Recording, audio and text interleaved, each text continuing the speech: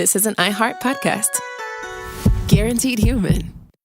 Hey folks, owning a home means one thing. Something's gonna break. AC, plumbing, fridge, and it's never convenient or cheap. That's where American Home Shield comes in. An AHS Home warranty can help protect your wallet from pricey breakdowns on even your oldest appliances and systems. And if they can't repair the covered item, they'll replace it. So check out American Home Shield and get 20% off any plan at ahs.com/SYSK and see promo details. See ahs.com/contracts for coverage details, including service fees, limitations, and exclusions. American Home Shield. Don't worry, be warranty. Stuff You Should Know is brought to you by Grainger. Grainger knows that if you're an HVAC technician and a call comes in, you need a partner that helps you find the right product, fast and hassle-free. And you know that when the first problem of the day is a clanking blower motor, there's no need to break a sweat. With Grainger's easy-to-use website and product details, you can be confident that soon you'll have everything humming right along. Call 1-800-GRAINGER, click Grainger.com, or just stop by. Grainger, for the ones who get it done. Welcome to Stuff You Should Know, a production of iHeartRadio.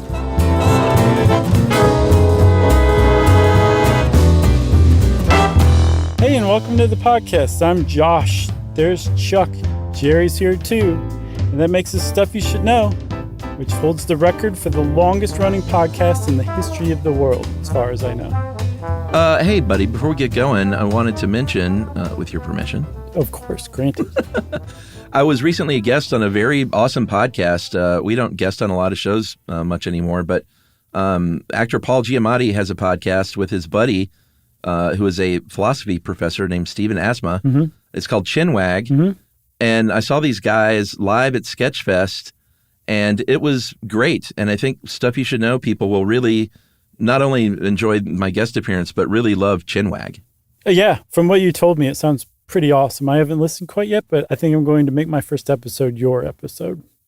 It's great. I appreciate that. And you should get on it. I told you that I'm sure they'd love to have you. But Stephen is super smart, and Mr. Paul Giamatti is amazingly smart and just a really well-read, cool guy. And the title says it all. A Chinwag is just sort of a free-flowing chat. Right. And that's what it is. We the idea was that we're going to talk about the Silurian hypothesis, which they didn't know about yet, and we had just done a thing on. So I was like, oh, what a great opportunity. Sure. But we ended up talking about nuclear semiotics and the Antikythera mechanism and ghost and religion and monkey intercourse. And it's just a really cool talk. And I think Stuff You Should Know people would really dig it. So it's out now at the Chinwag. Nice, Chuck. Congrats. I can't wait to listen. All right. Thanks, man. And you should be on. Should we get on with the show? Yeah, let's. Well, you know what we get to do now in our typical 2-episode per session way, that is Stuff You Should Know, is we get to wash the stank of Unit 731 off of us by talking about a very fun thing, which is the Guinness Book of World Records, or the Guinness World Records.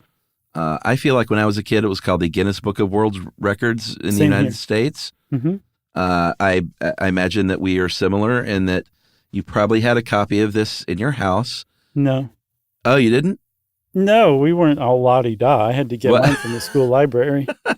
We had a copy of the Guinness Book. I think I probably got it as a Christmas gift one year. And just maybe your dad lifted it from his school library and brought it home. Oh, he may have. Property of Redan Elementary School. So I remember very distinctly, though, pouring through this thing as a kid and just like, it was such a big book. It was so thick and the type was so small, and the pictures weren't great. But I poured over every page of this thing like it was my Bible or something. I was so into it. I thought it was so cool. This may have been my Uncle John's bathroom reader for you. No, yeah, okay. Or did you have both? No. Uncle John's bathroom reader definitely trumped it for sure. But I was still very much a fan of the Guinness Book of World Records for sure. Do you remember some of those pictures from the classic edition? Oh, yeah. The guy with the longest fingernails also had a really long beard, if I remember correctly. Yeah, and the two guys, those two heavy twins on the motorbikes.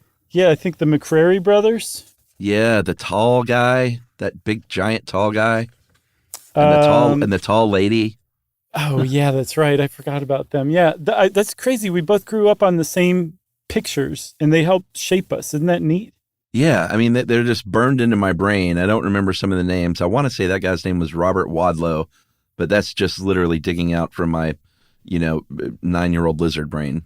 That would be pretty impressive if you just did that. Well, you pulled the brothers out of your keister. Oh, I looked them up. Okay. I'm not walking around with their name in my head, unfortunately. I'm not that good. Anyway, that's what we're talking about is this great book that is still going strong at about 1 million copies a year. And we're going to talk all about the Guinness Book right now. Yeah, let's. But before we do, Chuck, let's give a shout out to listener Mallory Stafford, who's the one who suggested that we do an episode on the Guinness Book of World Records. So thanks a lot, Mallory. Yeah. Okay, so yes, let's go back, Chuck, way back to the 1940s, technically 1950, but we'll check in 1945 with a guy named Sir Hugh Beaver. This is before he was Sir Hugh Beaver. Oh, okay. And this was before he was a knight. I believe he was knighted probably because of his work with the Guinness Book of World Records. That has to be. Guessing here at this point, but I think it's a pretty safe bet, although a completely superfluous and unnecessary one. But he ended up going to work for Guinness & Son, the beer company. Yeah. So if you've ever wondered if the Guinness Book of World Records is actually connected to the Guinness Beer Company, my friend, yes, they absolutely are. The guy who was the managing director of Guinness Son and Company Limited, the Guinness Beer Company, was also the guy responsible for coming up with the Guinness Book of World Records. That's right. It was a Guinness product, in fact, and we'll get to all that. But that, to me, is right out of the gate. You got one of the facts of the podcast. If people, next time you're in a bar and someone draws up a Guinness, just say, hey, the Guinness Book of World Record is started out because of the Guinness beer. And if they say no, you just smash their face on the bar, dump that Guinness all over their head. Knowing me and my luck, I would say that, and they'd be like, oh, really? You don't think everybody knows that? Right. That's what I would be met with. And then I'd smash their face on the bar. Right. So there's a pretty good story here that kind of is the seed of this whole idea, and it goes as follows. In 1950, as you promised, Sir Hugh Beaver was hunting with some friends in Ireland and missed a shot. And boy, this seemed to really get at this guy. He missed a shot of a golden plover bird and was like, hey, did you see that, how fast that thing was? Like, nobody could shoot that thing. That's got to be the fastest game bird in Europe. And they were like, oh, you kidding me? That thing's not that fast. There's no way. He was on tranquilizers.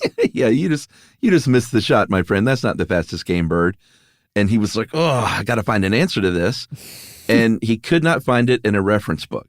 So I said this really bothered the guy. And this is how I know, is that 4 years later, he's still thinking about missing that shot. And he's like, oh, you know what we need is a book that says stuff like this. Yeah. That was the origin of the Guinness Book of World Records. That missed shot, that golden plover that lived. Had it not lived, maybe this whole thing would have never happened. Seriously, had he have shot that bird, we may not have gotten those twins on the motorbike. No.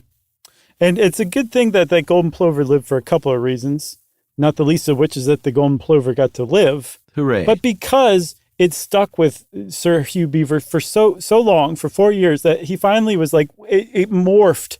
I can't imagine how many times he chewed it over before it finally became the idea for a book that actually has facts like what's the fastest game bird in all of Europe. Yeah. And so he went to the people that he worked for at Guinness as the managing director and was like, I've got this great idea. We can put together a book of facts that can settle the kind of like arguments and disputes that arise at a pub. And we'll give them as free Guinness giveaways at pubs. Yeah. And we're even going to make the cover waterproof so that if you spill beer on it, it'll be fine. Every pub in all of England's going to have one of these things. And anytime there's an argument at a pub, they're going to pull this thing out. That was the original idea for the Guinness Book of World Records. And it's a genius idea. Yeah. And just fun. Like, I just love the whole spirit behind it. That very first version has a foreword that said that that the hope was that it could resolve arguments and turn heat into light. So, just the very idea of the pub argument is just sort of fun to think about, I think, period. For sure. And now you have an actual waterproof covered book that they're giving out with that Guinness name on it. It's pretty brilliant. Yeah. So Hugh Beaver, though, was Wait, not who? one. Hugh Beaver. Okay. There's different ways to say it. Hugh Beaver. Sure. I mean, I know what you're getting at. I'm just being playful. I'm not getting at anything, buddy. Oh, you lie. I'm going to smash your face on the bar. So Hugh Beaver, I said Hugh Beaver, by the way. Okay. He was not one to go around and make books. He was kind of like an idea guy rather than a book making guy. Yeah. So he turned to two guys this was just right up their alley. They were identical twins named Norris and Ross McWhorter. And they ran an agency that essentially was a fact-checking and fact-providing agency for newspapers and things like that, media outlets. Like fun stuff, though. But it was also, I think if you had a fact you wanted to confirm, you would call them and they would turn to their encyclopedias and be like, yes, off the top of my head, I know that that's correct. Right. Exactly. That's what the McWhorters did. And so it was a great idea to reach out to these guys and be like, hey, what if you take your entire profession and make it a book, but just select the most interesting stuff and put it into a book. And that's what we're going to make. And they said, let's do it. That's right. They formed their own company based in London called Guinness Superlatives. And they spent about 4 months with just the sort of sourcing of what would go in the book. It took about a year to get the first edition out, but they spent about 4 months just sending, this is 1954. So they're sending letters to experts. They're sending letters to people all over the world saying, what's the biggest thing? What's the smallest this? What's the fastest that? Just like thousands and thousands of entries. And they were pretty serious. They wanted this to be a legitimate, factual book. So they were from the get, they were very fastidious in their research. And they found that even experts sometimes would either get things wrong or exaggerate stuff. What? Livia found this great thing. She put together a really good base article for this one. And she said one of the things that they found was one expert said that there was a fly that broke the speed of sound, that flew at 820 miles per hour. So they were like, all right, we have to do more work, even though we're getting in touch with experts. Yeah, that was all the way back in 1926. So for decades, people have been walking around thinking that there was a fly that could do that. And these guys were the kind. These guys were the kind who would just come along and be like, "That's not true." So that, the Guinness Book of World Records, long had, and starting out of the gate, long had this reputation for being just accurate and correct. They really did their research and they really double checked. And the people that they were citing and polling and going to were experts in their field, and not even crackpot experts in their field, like the fly guy. The fly guy? Jeff Goldblum? No, the guy the expert who said that the deer bot fly could fly faster than the speed of sound. I was kidding. Oh, okay. I thought you'd forgotten already. No. Or maybe it was Jeff Goldblum for all we know. It could have been. So in August 27th, in fact, 1955, the very first edition came out. It was titled Guinness Book of Records, close to 200 pages, 198 pages, that had about initially 4,000 just factual entries, and then just a collection, not too many, but about 18 pages of some photographs, black and white pictures, a few pen and ink drawings. And it was pretty successful. They were like, let's print 50,000 of these, give them out at pubs. But they realized very, very quickly, it came out August 27th, and they were like, we can actually sell these things. So they started selling that fall, just a couple of months later. And by Christmas, had sold 187,000 of these. Yeah, supposedly since then, it's sold about 150 million copies worldwide. Wow. Which is just astronomical. That's just such a crazy amount of books. And just out of the gate, they clearly tapped into something that people love. People love that kind of thing. They created the internet in book form before anyone even thought of the internet or computers. Yeah, totally. So they were like, well, this is great. Let's start churning out more and more of these. And they started putting out the first American edition that came out the next year, country-specific editions in the years that followed. And even while they were doing this, even while they were cranking these things out, the McWhorters were like, we're not going to sacrifice accuracy or factualness. Like, that is like the pinnacle of what we're doing. It has to be accurate. And yeah, it can be super interesting, but also we need to kind of keep it family friendly. And there was a famous quote from Norris, who was apparently like the heart and soul of the book. Norris was. He said that ours is the kind of book maiden aunts give to their nieces. Basically saying, like, we can't have smut in there. Probably the word that Norris would have used was smut. Yeah. Like us, with, I mean, they were G-rated. We're probably PG. Yeah. Sometimes PG-13, frankly. Yeah. I mean, we're the kind of guys that'll sit around and make jokes about Sir Hugh Beaver.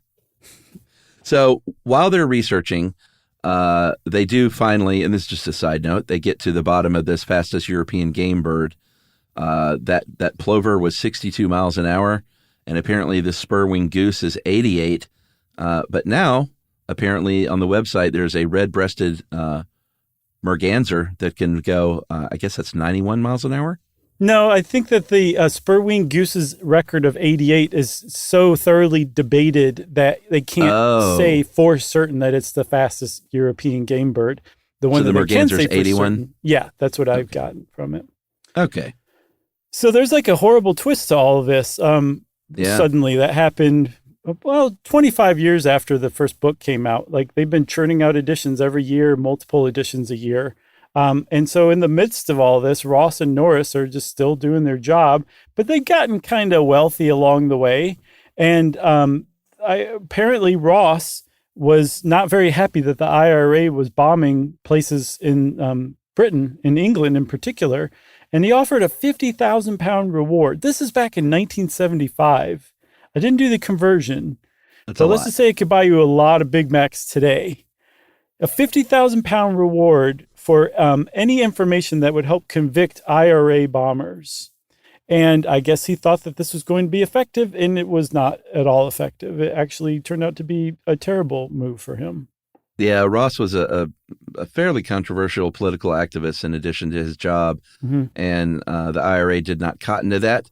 So on November 27th of 1975, Harry Duggan and Hugh Doherty of the Balcombe Street Gang shot him point blank in the head and chest with a .357 outside of his house and killed him dead. And so Ross was gone, and I'm sure Norris was devastated, but kept on as the editor. Norris did until 1986, and then for another decade as an advisor to the project. Yes. Eventually, Guinness, the beer company, was like, this has been a pretty good run. We've been doing this for over half a century now. And they eventually sold the Guinness World Records, GWR is what it's usually referred to another company, a company called Gullane, which was a production company for children's television shows, including Thomas the Tank Engine. And I guess the head of Gullane sobered up a couple of days later and was like, what am I going to do with this? And ended up selling it to the Jim Pattison Group, which is owned by a Canadian billionaire named Jim Pattison, and bears more than a small resemblance to the Scheinhart Wig Company in that they have their hands in like everything. They own Peterbilt, they own the Great Wolf Lodges, they own Associated Grocers, they own everything, including the Guinness Book of World Records, as well as Ripley Entertainment. And so over time, they've kind of added to what the Guinness World Records does. It's the reason, one of the reasons why you don't say the Guinness Book of World Records is because they've definitely expanded beyond the book now. Yeah, I think Ripley sort of laid the mold as in having like a Ripley Museum of Curiosities, that kind of thing. There are now Guinness museums and stuff like that. And it's become an attraction here in different cities.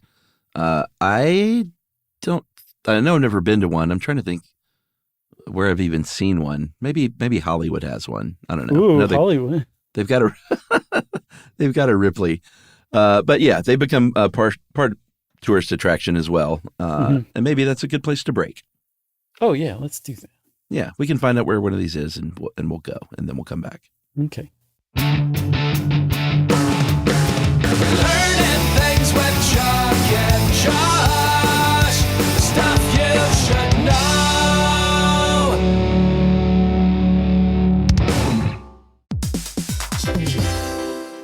everybody, we're here to talk to you about Wayfair, who believes that spaces should be functional, they should be comfortable, they should be well-designed, and they can be well-designed by you with their help. Your updated space should feel more comfortable, inviting, and practical for everyday use. And we're talking about outdoor seating. We're talking about grills. We're talking about major appliances. If you need storage solutions, Wayfair can help you out. Patio lighting, rugs, decor. It is your one-stop shop for home. Yeah. I mean, it's getting nice out, so it's time to think about living outdoors for the next few months. And Wayfair knows that outdoor furniture, it's heavy, it's intimidating to assemble. So Wayfair has stepped in and said, we're going to handle the hard part so you don't have to. That's right. You can shop Wayfair Verified, your shortcut to the good stuff. And that means their team of product specialists are going to vet everything by hand using a 10-point inspection, testing things like, quality materials, functionality, and features, and even how long it takes to build that piece of furniture. And the overall experience save time, reduce hassle, and improved convenience. Patio season is here, and these deals won't last. So head to wayfair.com right now to get your outdoor space ready for way less. That's WAYFAIR.com. Wayfair, every style, every home.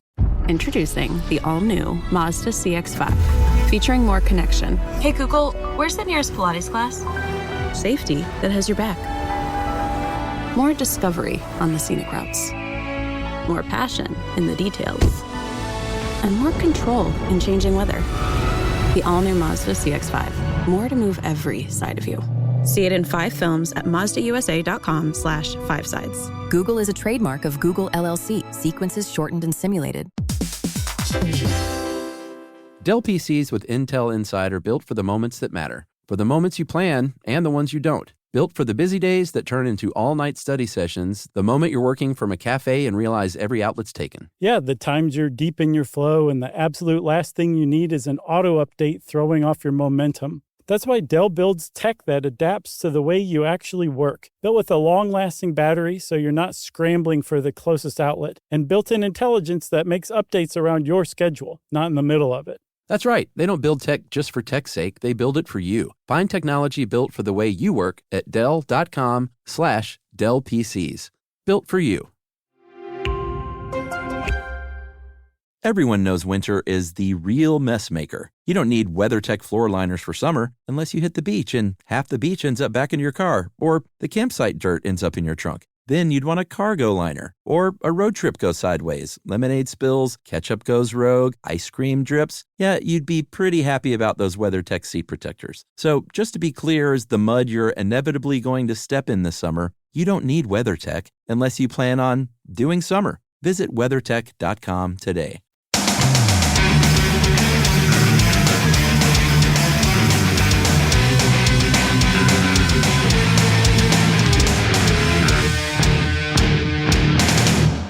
Chuck, that was a fantastic road trip. I've never drank so much Coke Zero in my entire life. Right. Oh, man, I've been drinking Guinness.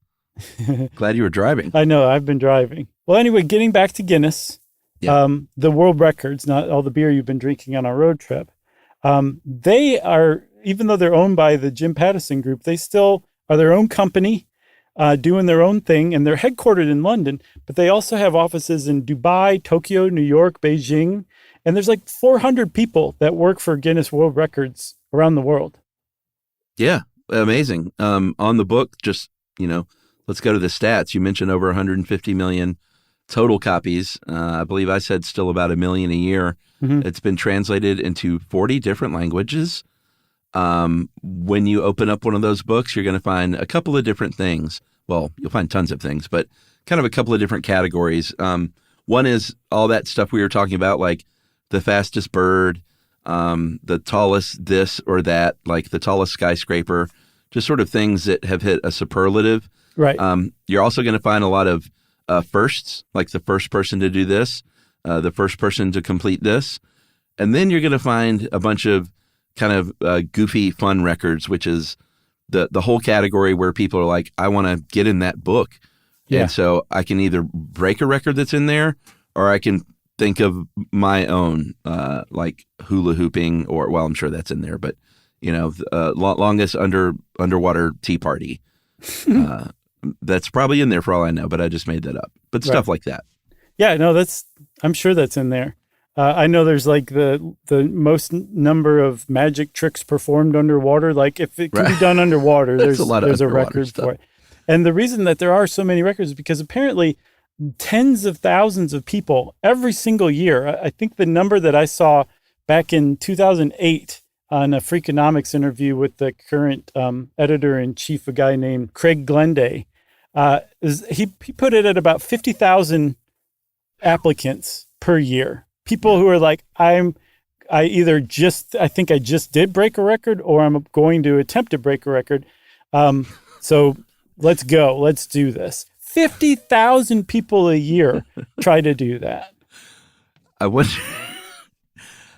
how many morning pictures of a toilet they get every year where someone's like, I think I just broke a record. Oh, gross, dude. PG-13. That's PG.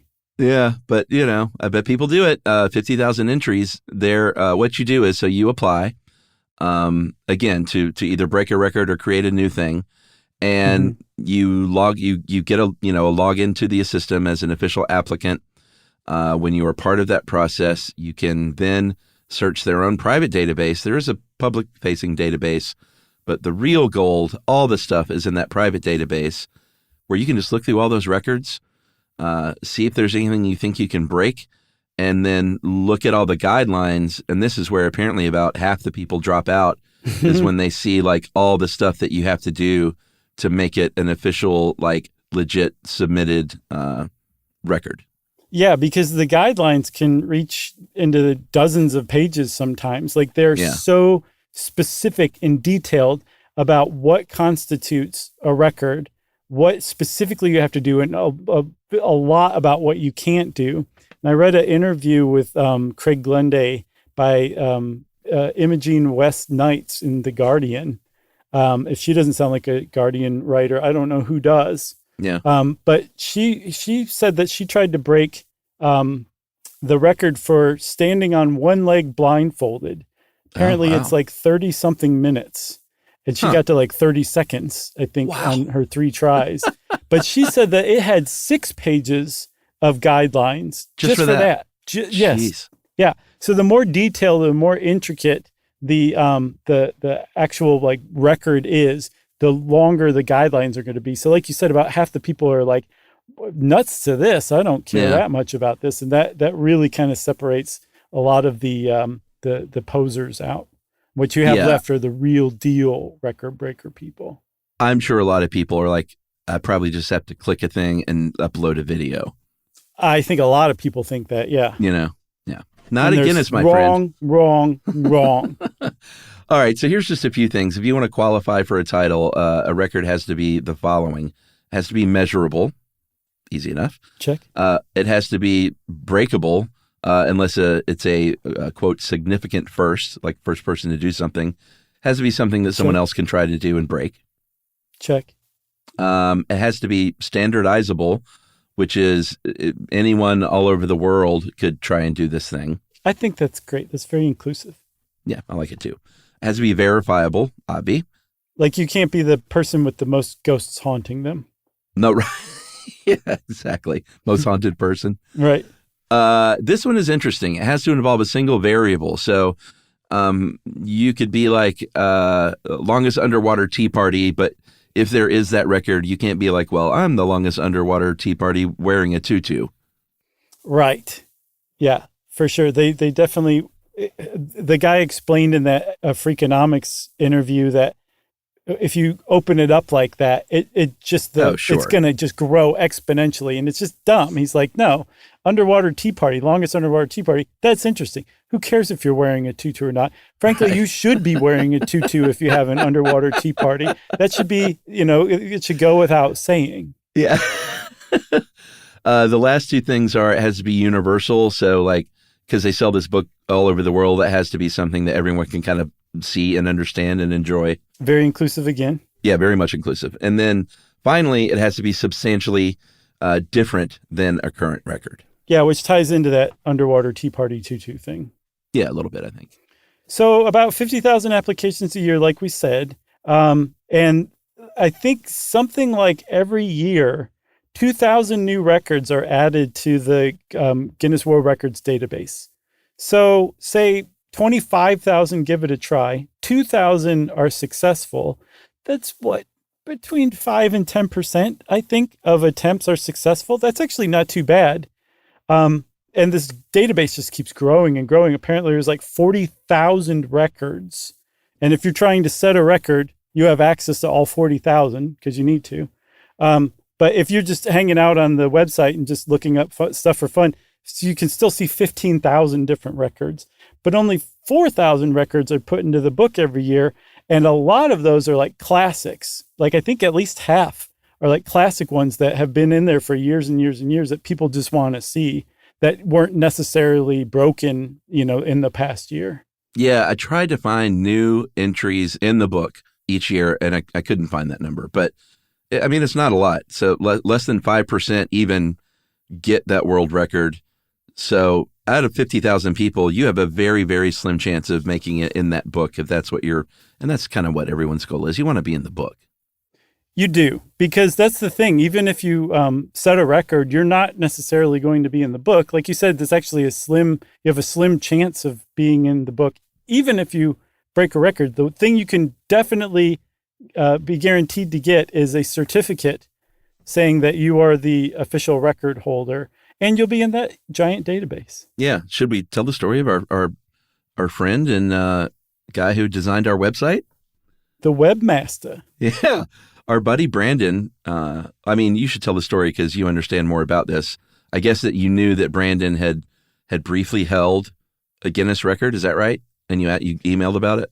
Yes, he and a friend. So apparently Brandon was one of those people who we'll kind of touch on later on in the show, but he's one of those people who just had like a lifelong ambition. It was on his life list, as he put it, to break a world record, to be a world record holder. So he just cool. wanted to do it. Yeah, I love it. So he said he looked into all sorts of different stuff. I think one of them was like fastest moonwalk in 100 meters, longest distance traveled on like a bouncy ball.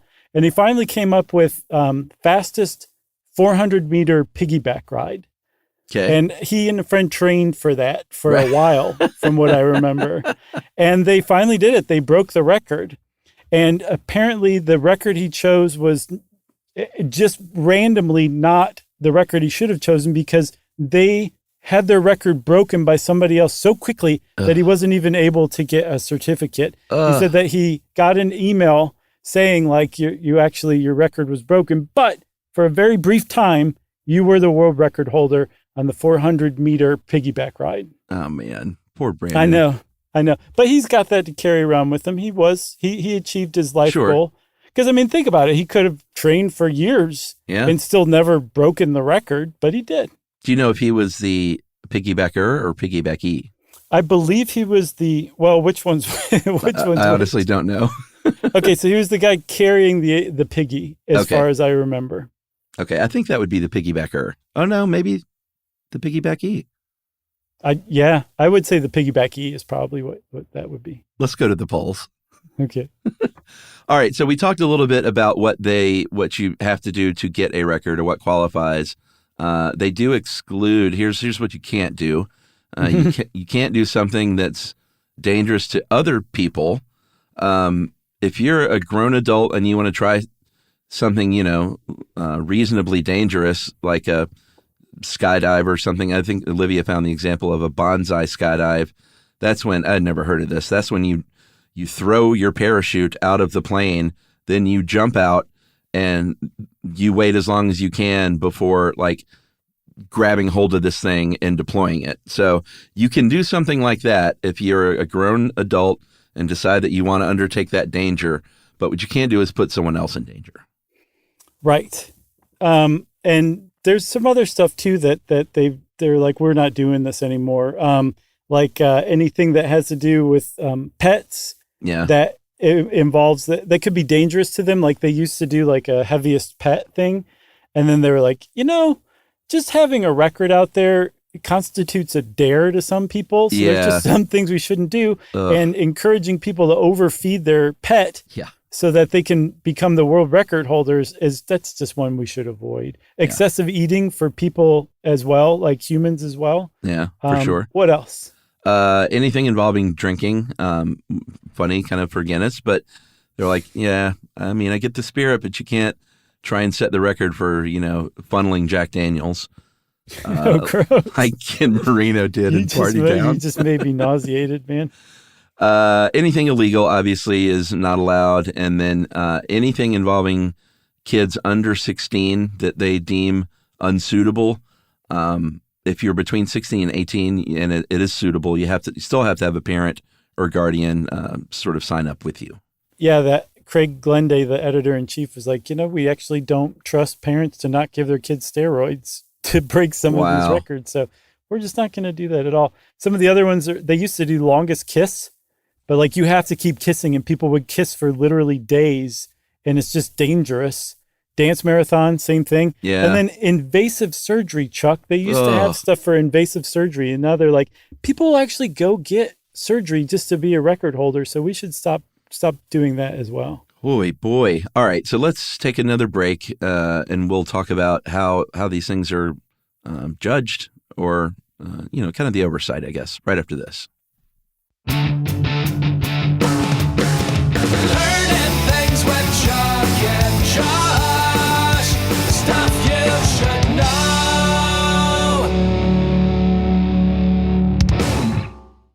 Introducing the all-new Mazda CX-5, featuring more connection, Hey Google, where's the nearest Pilates class?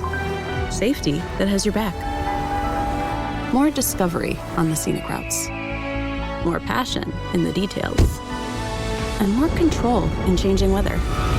The all-new Mazda CX-5, more to move every side of you. See it in 5 films at MazdaUSA.com/5sides. Google is a trademark of Google LLC. Sequences shortened and simulated. Dell PCs with Intel Inside are built for the moments that matter, for the moments you plan and the ones you don't. Built for the busy days that turn into all-night study sessions, the moment you're working from a cafe and realize every outlet's taken. Yeah, the times you're deep in your flow and the absolute last thing you need is an auto update throwing off your momentum. That's why Dell builds tech that adapts to the way you actually work. Built with a long-lasting battery so you're not scrambling for the closest outlet, and built-in intelligence that makes updates around your schedule, not in the middle of it. That's right. They don't build tech just for tech's sake. They build it for you. Find technology built for the way you work at Dell.com/Dell PCs.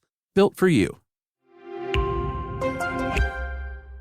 Everyone knows winter is the real mess maker. You don't need WeatherTech floor liners for summer unless you hit the beach and half the beach ends up back in your car, or the campsite dirt ends up in your trunk. Then you'd want a cargo liner, or a road trip goes sideways, lemonade spills, ketchup goes rogue, ice cream drips. Yeah, you'd be pretty happy about those WeatherTech seat protectors. So just to be clear, as the mud you're inevitably going to step in this summer, you don't need WeatherTech unless you plan on doing summer. Visit WeatherTech.com today. Our listeners love puzzles, paradoxes, and hidden patterns almost as much as we do. On TikTok, those fascinations come to life. People are breaking down physics, exploring geology, and explaining why the world works the way it does. You'll see impressive experiments, explanations that finally make sense, and connections you didn't expect. It's like having a lab, a lecture hall, and science museum in your pocket. TikTok is where wonder is shared, where curiosity turns into discovery, and where millions learn something new every day.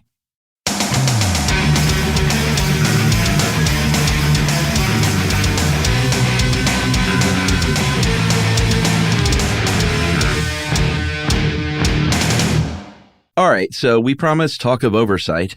Very exciting stuff. But you can't just willy-nilly send in a video and say, all right, I've done my job. They employ what are called adjudicators. Adjudicator. That's right. There are about 90 of them that travel all over the world. In pre, sort of digital age, this is the only way to do it. You would have an adjudicator come to you. The adjudicators apparently have to, it's sort of like Mission Impossible. You agree to, hey, I got to go to Singapore. And then you find out what record that you're agreeing to oversee, which is interesting. Mm-hmm. What else? What's this business about a jacket? Oh, well, you have to wear the officially approved outerwear. Yeah. a jacket that has like the Guinness World Records logo on it. You also, there's other rules too. You can't socialize with the record attempters. No. Or their people after hours. Nope. No fraternization. You have to be very professional. Yeah, no fraternization. You can't eat or drink during the whole thing. Like, you're just meant to be an impartial, business-like professional. Yeah. That's what your job is. No matter how wacky or nuts what the person is trying to do is, you're taking it seriously. They're trying to break a record. That's your job as an adjudicator. And like you said, they travel the world. Apparently, there's a huge emphasis on speaking to the media, because that's a big role for Guinness World Records. They're a media company that's extraordinarily media savvy. So they make sure that their 90 adjudicators are savvy as well. Yeah, and you go through about a week of training, and part of that is media training, and just simple stuff like how to work a measuring tape or how to measure whatever you need to measure. You mentioned that they have to take it seriously, even if it's dumb. You also have to have the very, you're faced with a very tough job of telling someone, sometimes a small child is trying to break a record, that they failed and that they didn't get it. So you have to be able to break the news to people in a way that I would assume has some compassion, a note of compassion. And then sometimes you might be in a situation that you need to get out of.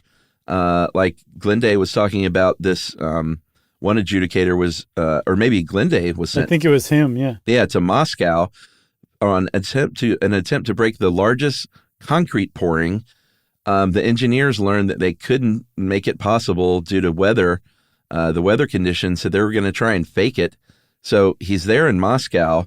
These guys are trying to fake this thing, and the idea that they came up with which was officially sanctioned, and I guess this is probably a rule, is like, hey, if you're in a scary situation like that, just tell them they got the record and get out of there, and we'll revoke it the next day.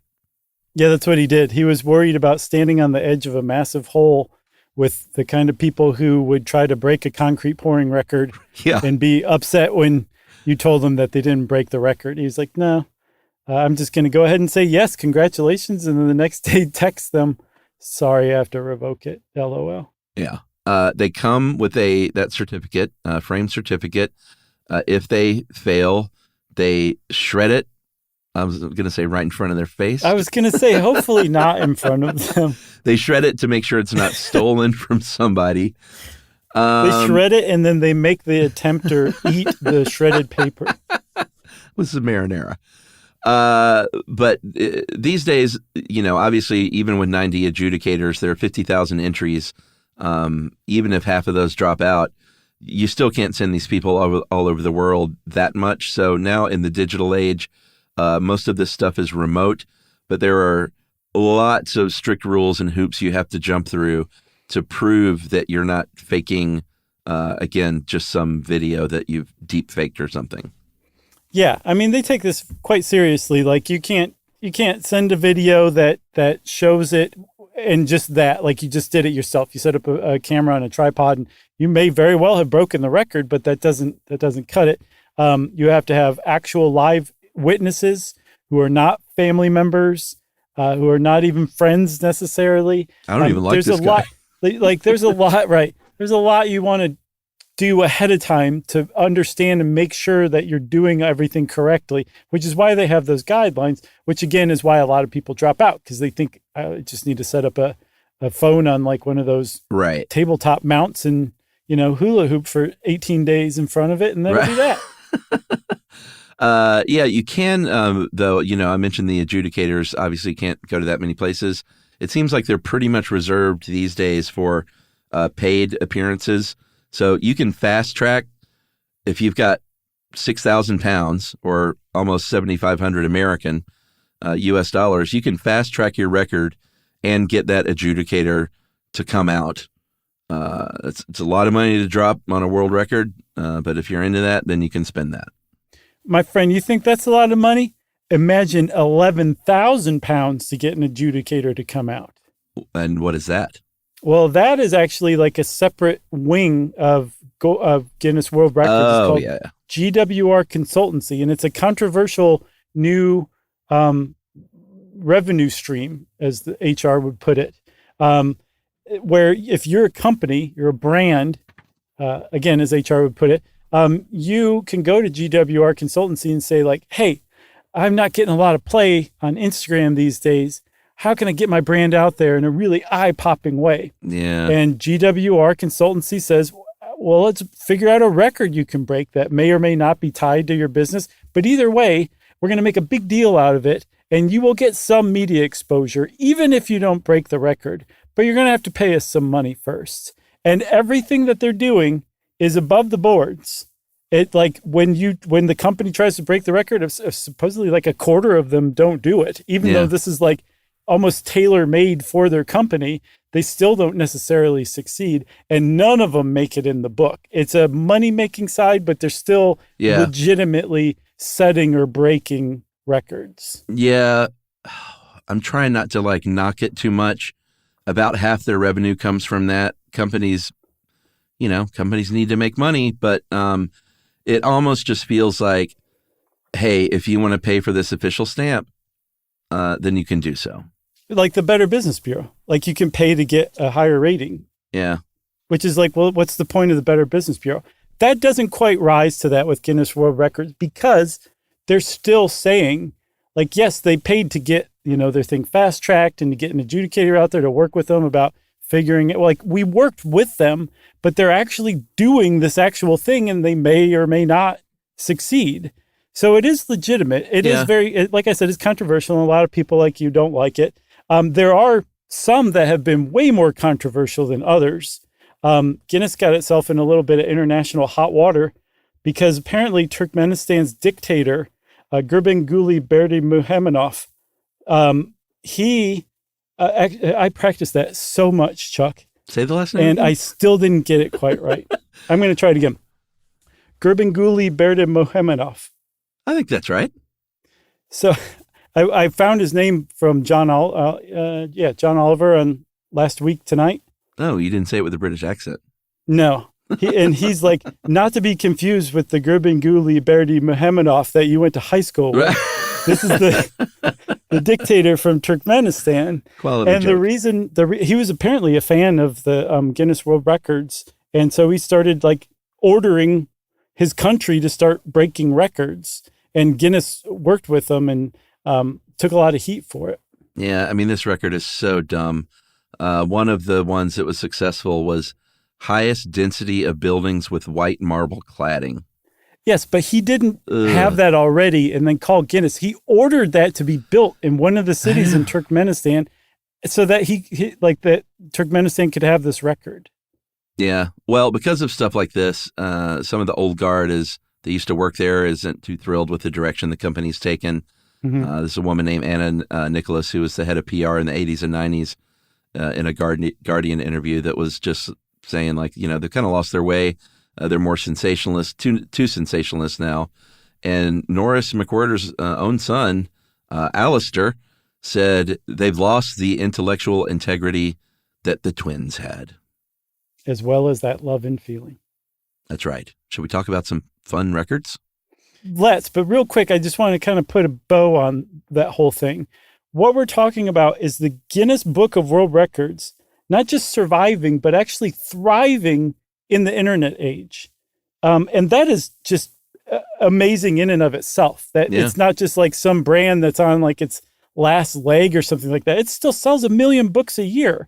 It still makes like international news. They're very media savvy. Like they'll tie world records to, international news, and all of a sudden they're in the international news cycle. Like they're still around. And one of the reasons why is because they still adhere to like the principles that Norris and Ross created, which is like, it has to be correct. It has to be accurate. It has to be factual. It has to be legitimate.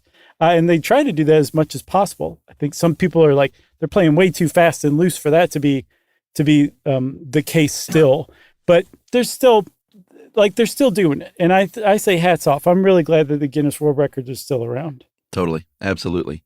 Okay. Now we can talk about some funny records. Okay, good.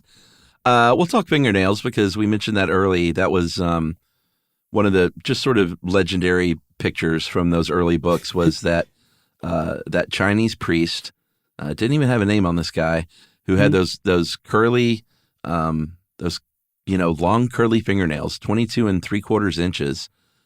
Today, the woman who owns that record is a woman named Diana Armstrong. I believe she's from Minnesota. And her total fingernail length is over 42 feet, close to 42 feet, 10.4 inches. And she, this is very sad, but she hasn't cut her nails since 1997 when her 16-year-old daughter died from an asthma attack in her sleep. And her daughter apparently loved her mom's fingernails, helped her do her nails. So Diana Armstrong was like, I'm never cutting these. And if you wonder what 42 feet of fingernails looks like, it's astounding. Yeah, like there's pictures where she's holding her hand about shoulder height, and the fingernails reach all the way down to the floor like a cane. Mm-hmm. And they are just astounding looking. I don't know how she gets anything done. Yeah, and we have to like give credit to the previous record holder, a woman named Lee Redman, who held the record before Diana Armstrong, and who I guess is like, okay, if you're going to lose it to somebody else, like that's a pretty good person to lose it to. Yeah. So what about Evel Knievel? I remember we mentioned this in the Evel Knievel two-parter, which I still can't believe we did. Broken Bones by a Human. Yeah, 433. As the all story at goes. once. Yeah. No, not all at once. There's a guy named George Kaminsky who was serving a life sentence in Pennsylvania. And apparently the prison yards in Pennsylvania were full of four-leaf clovers. And for a little while, Kaminsky held the largest collection of four-leaf clovers at just under 73,000 four-leaf clovers that he collected while in prison. And then they moved him to a prison with fewer four-leaf clovers in the prison yard, and he suddenly he lost his record. All right. I would like to mention Ashrita Furman, because if you're wondering if someone wanted to hold like the record for Guinness records, then that of course has happened. This is a dude in New York City. He has the record for the most world records, and he's been doing this for 40 years plus. He was a kid just like us that was sort of obsessed with this book, and in the late 1970s was like, all right, here's my deal. I want to get in that book more than anyone else by doing stuff like jumping jacks and farthest distance trekked on while balancing a bike on a chin, hula hooping underwater. These are the sort of little just funny, odd human feats that Ashrita has made over the years. And you know, how many records is it? 700 plus. 700 plus. Yeah. I mean, he just said it's his life's work to hold as many records as he possibly could. And he holds the record for the most records, right? Yeah, that's what I'm saying. That's just amazing, man. I love that. Yeah. He's apparently a really good guy, too. Like, he helps other people who are like him figure out, what records to go after. How could he he's not like be? a jack of all trades. Yeah. And I've noticed, I think there's an economy of scale to it. So, for example, he holds the record for longest distance, I guess walked or whatever, with a bicycle balanced on your chin. Yeah. He also holds the record for the most pint glasses balanced on your chin, 81. That's a lot of pint glasses, pint glasses. He got good at balancing things on his chin. Yeah, so I think that's what he'll do. He'll like dedicate himself to learning something, and then you can break a bunch of different records by doing similar things, right? Like balancing stuff on your chin. But he's all over the place. Like most arrows broken with your neck in 1 minute. Sure. Like hula hooping underwater. Like he's not a one-trick pony. He's a multiple-trick pony, I guess is the best way to put it. Hey, you got to be if you want to set the record for records. Exactly. That's exactly right, Chuck. Yeah. There's so much more I want to say, but we'll never come up with a better ending for this episode than that. So let's leave it at that. Huh? Agreed. If you want to know more about Guinness World Records, then friends, there are some great ones out there that you can delight and amuse yourself and your friends with. Just go all over the internet, or even better, go buy a copy of the Guinness Book of World Records. It comes out every year. And since I said it comes out every year, that's triggered listener mail. Well, I'm going to call this Wind Power in Texas. We've heard from quite a few Texans. This is from Ben in Denton, Texas. Mm-hmm. Hey guys, it's fun to hear you talk about the great ways that we bolstered our wind and solar over the years. A lot of people don't realize that Texas has its own grid, And another thing people don't realize is that there are many municipally owned utility companies here, and Denton is one. The city of Denton owns and manages utilities for its citizens. I was actually a member of the Public Utilities Board for a couple of years, which is a board made just of citizens to have oversight of the city's utility operations, and I really learned a lot. Namely, that Denton has pushed to source our electricity supply exclusively from renewable resources for many years now. Denton also has a huge push for other renewable energy efficient options for its citizens, from discounts on solar panels and smart thermostats to free trees for your property. Nice. While we're talking about Texas, Denton is the home to one of the largest universities in Texas, University of North Texas. Oh, I meant to look at their mascot. Failed to do so. Which makes it a little bit of a liberal-leaning town in a lot of ways, but much of Texas obviously is still hyper-conservative. It's a real shame how many politicians here seem to be arbitrarily pushing it to shut down solar and wind farms. There's no logical reason for it. Sure, it doesn't grow the oil industry, but it does grow our supply in total, which is what we need. And it's sustainable, which is a win-win in my book. Anyways, as always, I appreciate what you guys do, what you say, and how you say it. May not always agree, but that's life. That is from Ben Jumper. Very nice. Thanks a lot, Ben. What are they? Did you look it up? Do you want me to look it up? It's the University of North Texas, right? Yeah.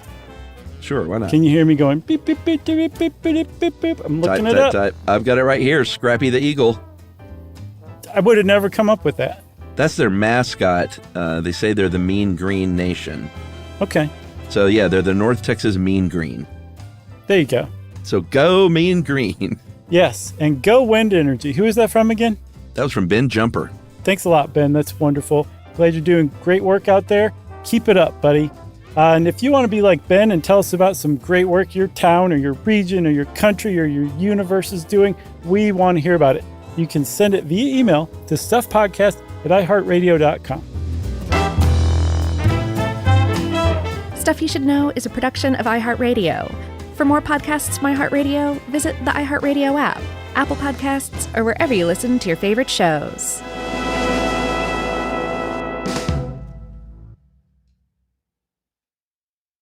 Service opens doors, and at American Military University, it can open doors for the whole family.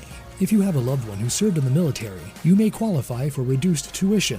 AMU offers flexible online programs designed to fit your schedule, so you can keep moving forward wherever life takes you. Learn more at amu.apus.edu/military. Open doors to the future for you and your family with the help of American Military University. Introducing the all-new Mazda CX-5, featuring more connection, Hey Google, where's the nearest Pilates class? safety that has your back, more discovery on the scenic routes, more passion in the details, and more control in changing weather. The all-new Mazda CX-5, more to move every side of you.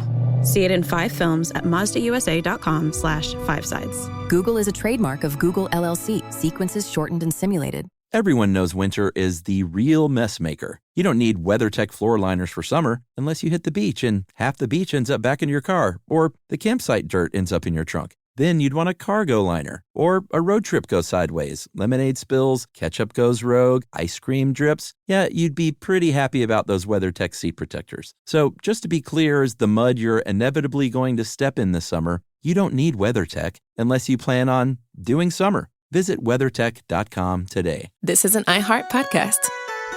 Guaranteed human.